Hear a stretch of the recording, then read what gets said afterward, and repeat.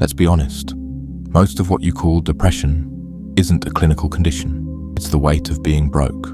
It's waking up every day knowing you're behind on bills, knowing opportunities are slipping past you, knowing you're capable of more but trapped in a cycle of financial stress. It's not a chemical imbalance, it's a life imbalance.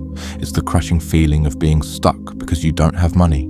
If you've ever noticed how your mood lifts the moment a little extra cash hits your account, you know exactly what I'm talking about.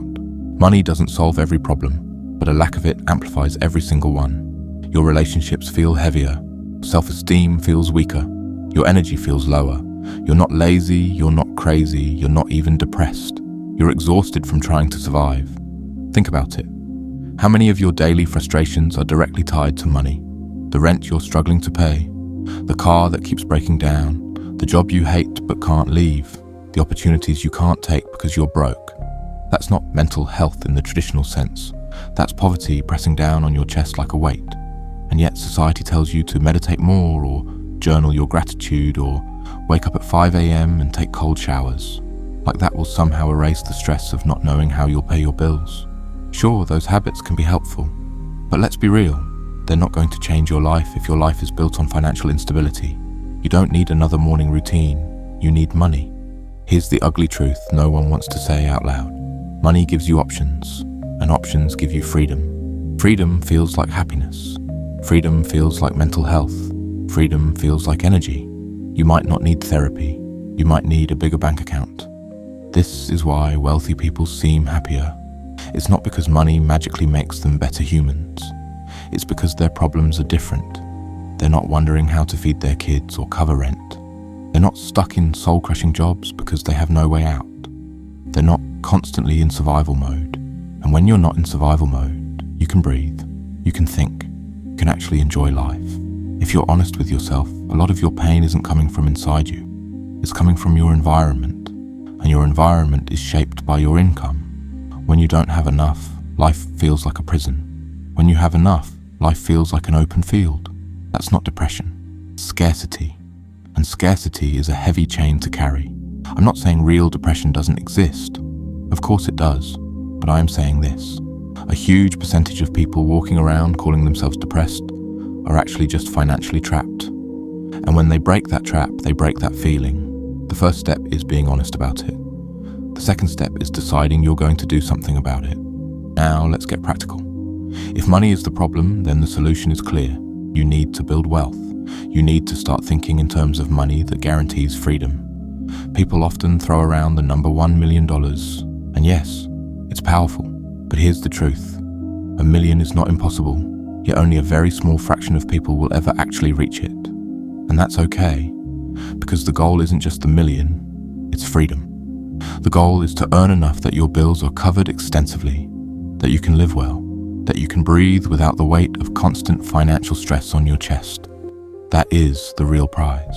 See, the danger is this. When you obsess over the $1 million mark, it can feel so far away that it actually discourages you. It can even push you deeper into depression because you measure yourself against a mountain you haven't climbed yet. That's the trap. But the real measure is, do you have enough to control your life? Do you have enough to say no to things that don't serve you? Do you have enough to live with dignity, stability, and freedom? That's wealth. That's the target. And if you stay disciplined, if you build piece by piece, you'll get there, whether it's $500,000, $1 million, or beyond. Let's fast forward. Imagine two men. They start in the same position, broke, tired, frustrated. One spends the next 10 years complaining about how life is hard, blaming the system and labeling himself as depressed. The other man, he spends the next 10 years building. He learns, he grinds, he takes risks, he fails and gets back up, but he never stops. Now, after 10 years, what do you think happens? The first man wakes up in the same cycle.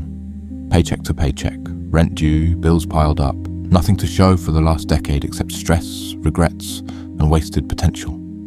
The second man wakes up with freedom. His investments pay him. His business runs whether he's awake or asleep. His bank account is stacked. And more importantly, his mind is at peace. He isn't depressed. He isn't anxious. He isn't angry at life. Why? Because he did the one thing that solves the majority of problems. He built wealth.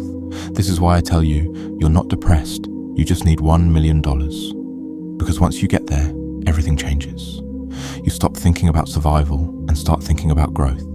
You stop worrying about bills and start worrying about legacy. You stop being at the mercy of the world and start creating the world you want to live in. That's the power of money. It is not about greed, it is about freedom. The problem is, most people don't take this seriously. They treat money like an afterthought, like something they'll figure out later, and later becomes never. Poverty is comfortable enough to keep you alive, but painful enough to keep you miserable. That's why most people stay stuck. They learn to tolerate the discomfort instead of destroying it. But you, if you're listening to this, you cannot afford to be one of those people. You've seen enough. You've felt enough. You know what it's like to live trapped, to live stressed, to live in chains. Why would you choose to stay there when you know the way out? Don't let anyone lie to you. Money is not everything, but without it, you can't access half the things that bring peace. Without money, your health suffers because stress destroys your body. Without money, your relationships suffer because arguments about bills never end. Without money, your dreams suffer because every move you make is limited by your bank account. So yes, money may not be the final answer to life, but it is the key that unlocks the door. And here's the brutal truth. No one is going to hand it to you. Not the government, not your boss, not your family. You have to create it. You have to build it. You have to earn it with blood, sweat, and consistency. The million won't come from wishing. It won't come from complaining. It won't come from labeling yourself depressed and doing nothing.